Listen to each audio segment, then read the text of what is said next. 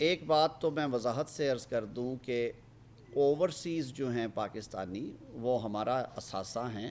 وہ پاکستان کا سرمایہ ہے اور ان کا پاکستان کی معیشت میں، پاکستان کی معاشی ترقی میں اور ادروائز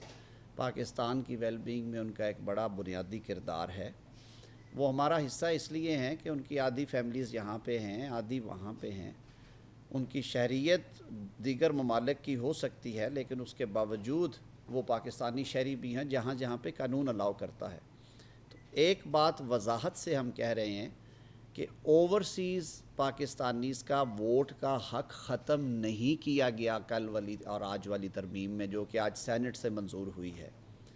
ووٹ کا حق نہ ختم کیا گیا ہے، نہ اس حکومت کی یہ پالیسی ہے کہ یہ ووٹ ختم کیا جائے گا۔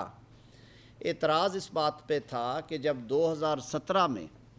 پارلیمان میں موجود تمام سیاسی قیادت، جس میں پاکستان تحریک انصاف بھی شامل تھی، جس میں جی ڈی اے جو آج ان کے اتحادی ہیں وہ بھی شامل تھے، جس میں شیخ رشید صاحب حالانکہ ان کی صرف ایک سیٹ تھی، ان کو بھی 2017 کی جو الیکشن اصلاحات ہیں ان کو رکنیت دی گئی کہ پارلیمان میں موجود تمام جماعتوں کی رکنیت ہونی چاہیے اس کمیٹی میں۔ اس کمیٹی نے 103 سیشنز کیے تھے اور ایک مفصل رپورٹ تیار کی، جس کے بعد 1976 کا جو الیکشن کا قانون تھا، ریپرزنٹیشن آف پیپلز ایکٹ، اس کو ریپیل کر کے 2017 کا انتخابی ایکٹ جو ہے وہ متعارف کرایا گیا، اور اس میں کہا گیا کہ الیکشن کمیشن آف پاکستان بیرون ملک بسنے والے پاکستانیوں کے ووٹ کو وہاں سے کاسٹ کرنے کے انتظامات کرے گا۔ 2018 میں سپریم کورٹ آف پاکستان میں بھی یہ کیس چلا اور اس وقت کے چیف جسٹس عاقب نثار نے اس میں ٹیکنیکل ایکسپرٹس اپوائنٹ کرنے کا کہا، اور ساتھ میں الیکشن کمیشن کو کہا کہ آپ نے اب جو بھی ضمنی انتخاب آنا ہے اس میں اوورسیز پاکستانیوں کے ووٹ ڈالنے کی پائلٹ پروجیکٹ کی کوشش کرنی ہے، جس کے نتیجے میں 2018 کے ضمنی انتخابات میں سے لاہور کا حلقہ جو ہے اس کا انتخاب کیا گیا، اور اس میں بہت زیادہ انتظامات کیے گئے لیکن انفارچونیٹلی کچھ 550 یا 550 ووٹ ڈالے گئے تھے۔ 2018 کے انتخابات کے بعد ضمنی انتخابات میں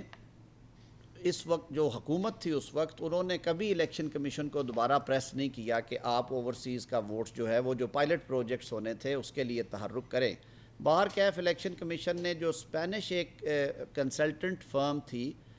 اس کو بھی انوالو کیے رکھا، جو کہ سپریم کورٹ آف پاکستان کے حکم کے تابع مقرر کی گئی تھی۔ وہ اپنی رپورٹ مرتب کر کے بھی آئے اور انہوں نے کہا کہ ایک بلاک چین ٹیکنالوجی ہے جو کہ انشور کرتی ہے کہ کسی سٹیج کے اوپر اگر انٹرنیٹ ووٹنگ ہو رہی ہے تو وہ ٹیمپر نہ کی جا سکے، اس میں کوئی چھیڑ چھاڑ نہ ہو اور کوئی نتیجہ تبدیل نہ کیا جا سکے۔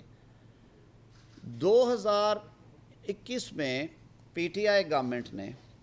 یہ بل متعارف کروایا اور انہوں نے کہا کہ جو انٹرنیٹ ووٹنگ کے ذریعے اوورسیز پاکستانیز کو اگلے الیکشن میں ووٹ کا حق دیا جائے اور الیکشن کمیشن یہ انتخابات کروائے گا۔ قومی اسمبلی میں اس بل کو بلڈوز کر کے پاس کروایا گیا، اور اس کے ساتھ جو ای وی ایمز جڑی ہوئی ہیں کہ لوکل الیکشنز جو ہیں وہ الیکٹرانک ووٹنگ مشین کے ذریعے ہوں گے۔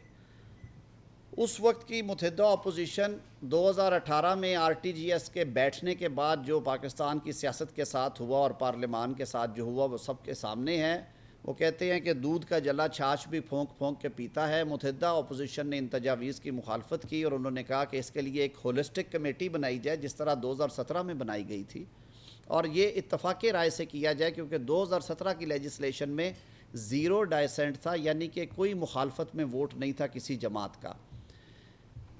پی ٹی آئی گورنمنٹ نے یہ بات نہ سنی اور انہوں نے قومی اسمبلی میں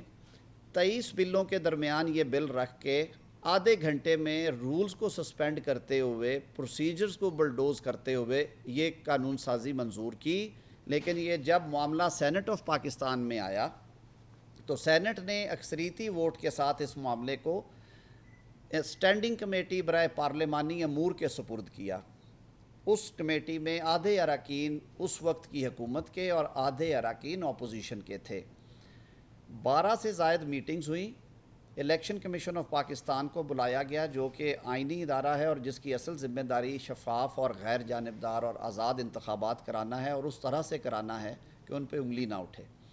فیفن اور پل ڈیٹ کے بارے میں سارے پاکستانیوں کو معلوم ہے، اور ان کی پاکستان کی جو الیکٹورل ریفارمز اور جو پارلیمنٹری ڈیموکریسی کے لیے ان کی سروسز سارے جانتے ہیں۔ پارلیمنٹری کمیٹی نے انشور کرنے کے لیے کہ کوئی غلطی نہ ہو، ان اسپینش کنسلٹنٹس کی فرم کے بھی ویو پوائنٹ کو سنا، اور اس کے علاوہ جو انٹرنیشنل کمپنیز آئی ووٹنگ میں کچھ مہارت رکھتی ہیں انہیں بھی سنا۔ ایک ڈیلیگیشن ان دنوں میں جا رہا تھا رشین الیکشنز کو آبزرو کرنے کے لیے، اس میں بھی نمائندگی لی گئی، اور وہاں پہ بھی جا کے رشین الیکشنز کو بھی، وہاں کے ڈوما کے الیکشنز کو بھی آبزرو کیا گیا۔ سنا تھا کہ وہاں پہ بھی انٹرنیٹ ووٹنگ ہے۔ وہ سارا دیکھنے کے بعد اور تمام سٹیک ہولڈرز کو سننے کے بعد کمیٹی نے الیکشن کمیشن کی جو سفارشات تھیں ان کو مقدم جانا، کیونکہ 34 کے قریب اعتراضات الیکشن کمیشن نے ان اصلاحات پہ لگائے تھے، جن میں ای ووٹنگ یعنی ای وی ایم الیکٹرانک ووٹنگ مشین، اور بیرون ملک پاکستانیوں کا میڈیم کے ووٹ ڈالنا کس طرح ہے انٹرنیٹ کے ذریعے یا ادروائز، اس کے بارے میں انہوں نے اپنی مختلف اعتراضات سامنے رکھے تھے۔ الیکشن کمیشن کے موقف کو فوقیت دیتے ہوئے اور یہ ریئلائز کرتے ہوئے کہ انتخابات نہیں ہو پائیں گے اس قلیل عرصے میں، یہ سال 6 مہینے سوا سال کی یہ ایکسرسائز نہیں ہے، الیکشن کمیشن نے کہا کہ اس کے لیے ہمیں پہلے پائلٹ پروجیکٹس کرنا ہے، کیونکہ ہم جنرل انتخابات میں پورے ملک میں ای وی ایم مشینز کا بھی رسک نہیں لے سکتے، اور انٹرنیٹ ووٹنگ جو ہے اس کی ابھی تک جو مستند ہونا کہ یعنی اس میں ووٹ میں ہیرا پھیری نہ ہو، اس پہ ہمیں بہت سارے سیریس کنسرنز ہیں جو کہ انٹرنیشنل کنسلٹنٹس اور لوکل کنسلٹنٹس کے تھے۔ اس تناظر میں اسٹینڈنگ کمیٹی برائے پارلیمانی امور، جس میں سینیٹر کامران صاحب بھی بیٹھتے رہے ہیں ہمارے ساتھ، سینیٹر تاج حیدر صاحب تھے، سینیٹر علی ظفر صاحب تھے، اس میں سینیٹر اعظم سواتی صاحب، جناب شبلی فراز صاحب، مصطفیٰ نواز کھوکھر صاحب، سینیٹر تاج حیدر صاحب، یہ سارے لوگ تھے جن کا لیگل بیک گراؤنڈ بھی ہے اور وہ منجھے ہوئے سیاستدان ہیں۔ کثرت رائے کے ساتھ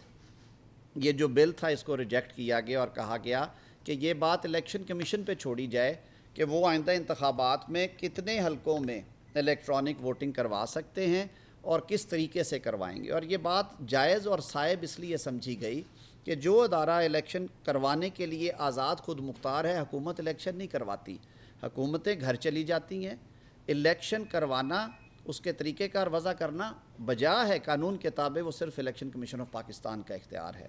تو اس تناظر میں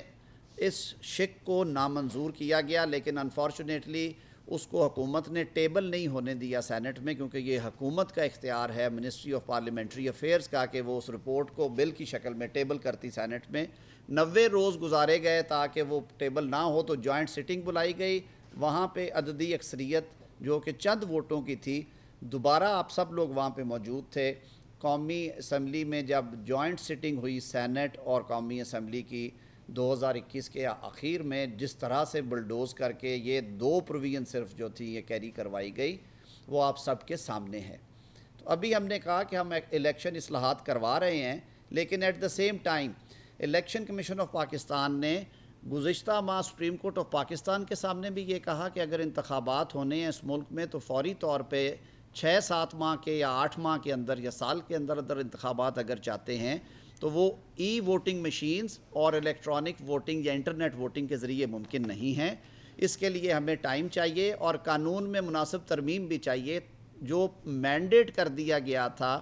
جو تھوپ دیا گیا تھا ان پہ کہ آپ نے کرانے ہی کرانے ہیں، چاہے انتخابات تباہ ہوں یا انتخابات میں رکھنا پڑے، اس میں انہوں نے کہا کہ ہمیں اتنی سپیس دی جائے،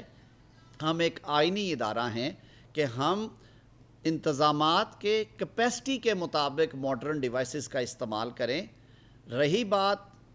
آج جو قانون رائج الوقت ہے، نہ اس میں انٹرنیٹ، نہ اس میں اوورسیز ووٹرز کو حق رائے دہی سے محروم کیا گیا۔ جو بل پاس ہو کے اس کو ریپیل کر رہے ہیں